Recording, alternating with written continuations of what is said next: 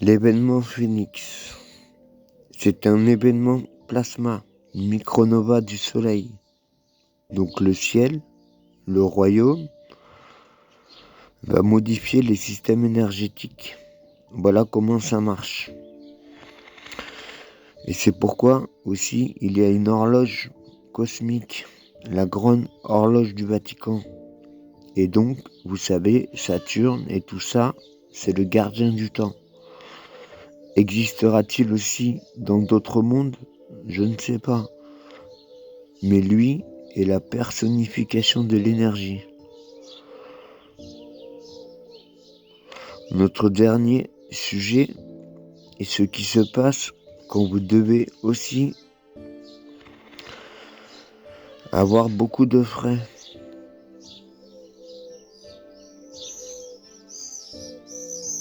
On ne peut pas charger un appareil indéfiniment.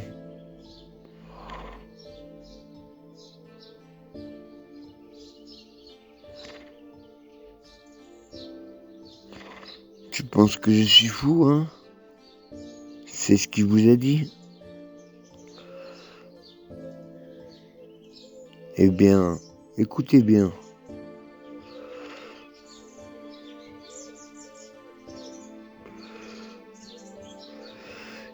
Il y a une tempête venant comme rien de ce que tu as jamais vu. Et aucun d'entre vous n'est préparé à cela.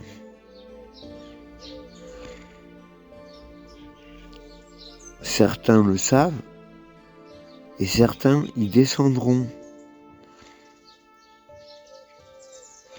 Je ne pense pas que vous vouliez être dans un aluminium.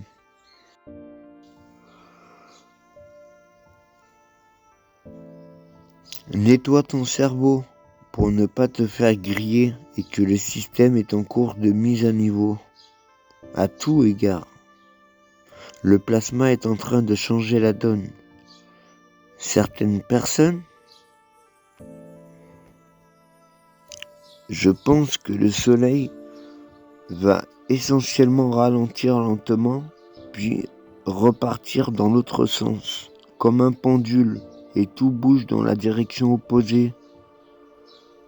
Et qu'à ce moment-là, il y aura, vous savez, 3 jours d'obscurité peut-être, ou 3 jours de lumière complète, dépend de l'endroit où s'arrête le soleil et la lune. Vous voyez ça? Donc, alors que le système inverse son cours moteur, car c'est un pendule, tu tires de l'énergie de ça. Un pendule sauvage qui nous fait traverser tous les âges. Et dès que nous serons arrivés là, il ralentit puis redescend. Et c'est essentiellement ce qui va se produire avec le soleil et la lune. Et pendant ce temps, apparemment, certains disent 3 jours. Cela représente 3 jours de l'événement.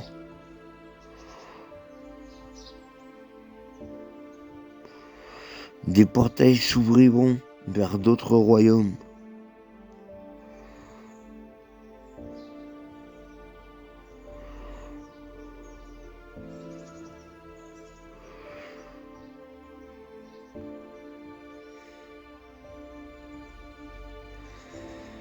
Vous pensez que je suis un menteur?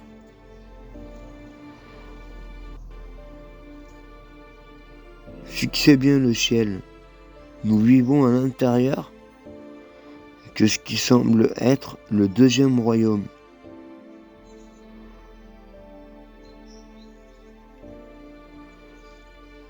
Seulement le bâtiment, les briques et les bâtiments.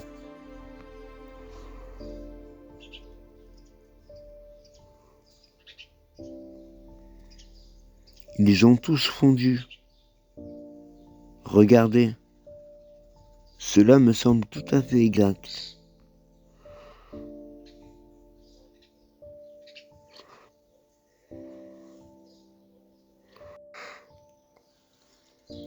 Je ne sais pas vraiment ce qui s'est passé. C'est difficile à comprendre, mais en tout cas, il y a eu un grand événement plasma qui a fait fondre les pierres. Certaines personnes conseillent d'éviter les villes parce qu'elles vont être toutes transformées en villes intelligentes. Et comme vous le savez, toutes les villes d'aujourd'hui sont construites en papier-carton. Donc il serait peut-être bon de trouver un endroit sous les montagnes, sous les dalles de granit. Vous en avez probablement près de chez vous. Tu pourras simplement y aller, trouver un temple. Trouvez-en un et entrez-y. Les temples francs-maçons, par exemple. Les rites écossais. Ils connaissent très bien ce phénomène. Je veux dire, ils ont l'air plutôt vieux. Ils ont l'air d'avoir survécu. Ils pénètrent dans tous les bâtiments dotés de très grandes portes. Les églises, probablement sans danger. En tout cas, je ne serai pas dans un stade. Ne faites pas ça. N'hésitez pas, trouvez les bâtiments les plus anciens que vous pouvez. C'est probablement ceux-là qui le feront, qui agira par le biais du plasma.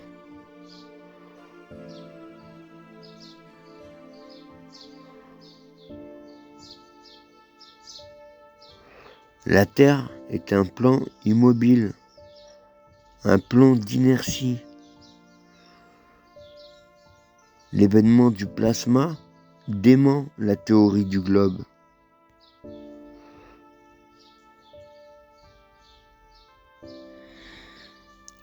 Événement Hélios, le grand éclair, Méduse, une couronne ou une décharge de plasma.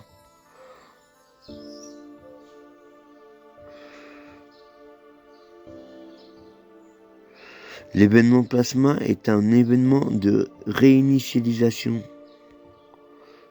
Tout a été témoigné partout, dans le monde en même temps.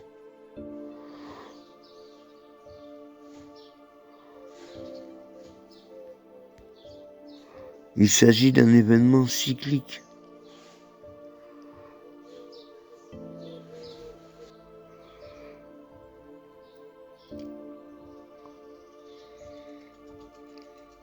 Le prochain événement, le grand éclair, Médusa.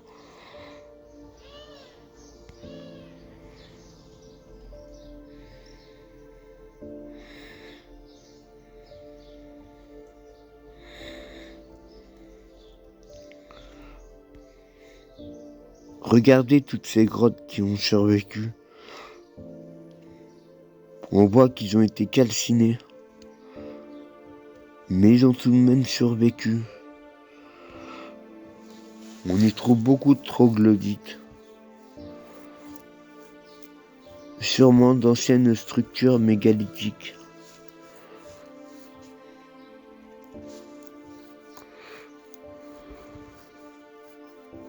C'est tout ce que j'ai filmé aux États-Unis, beaucoup dans l'Utah.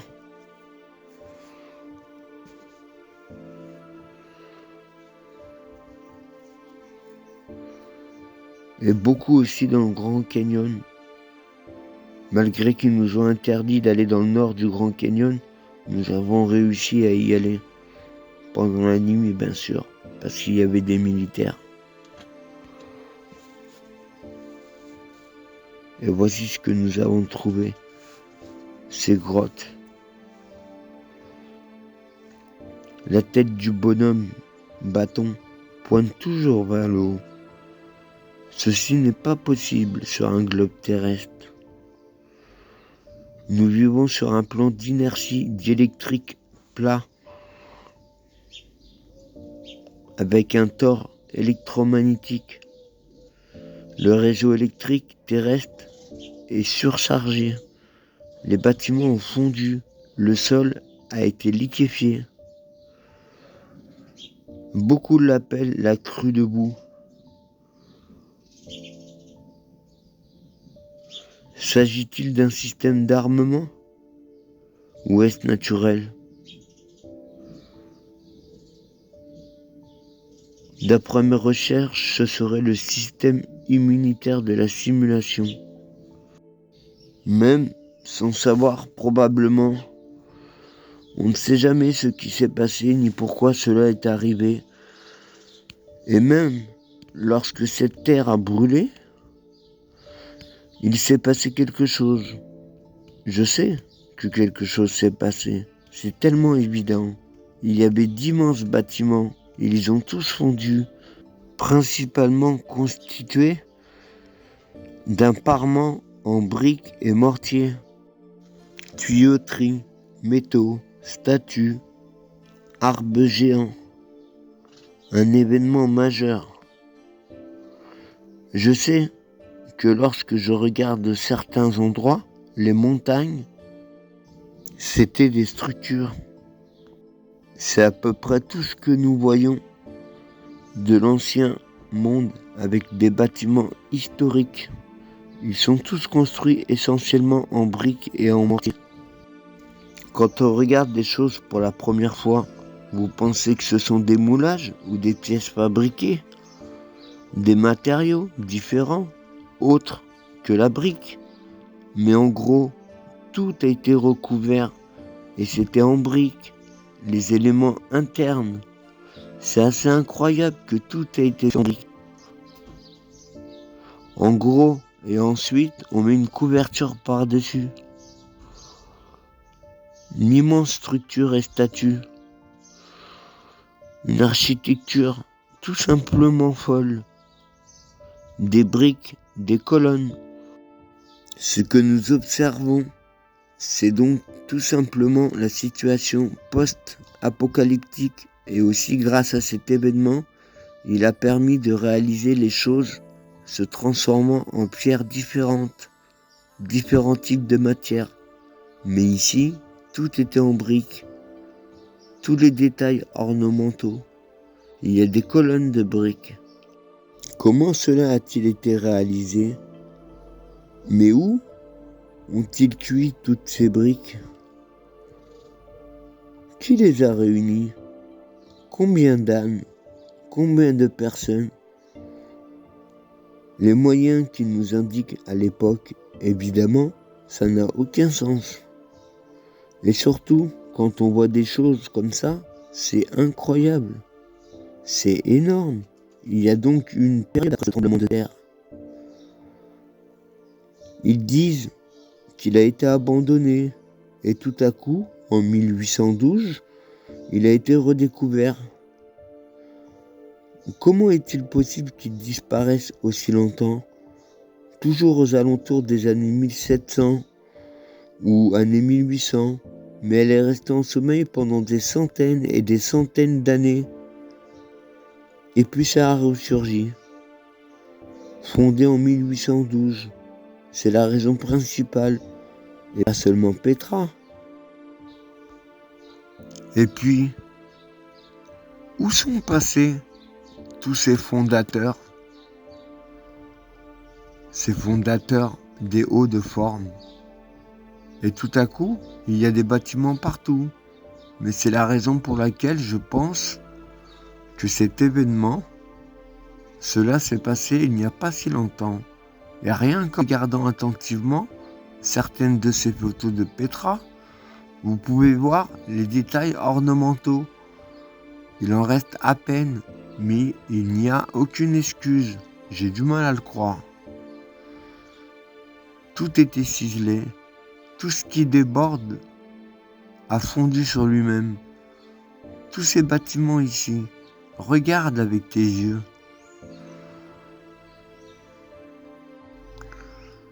Je n'ai jamais suivi le narratif officiel.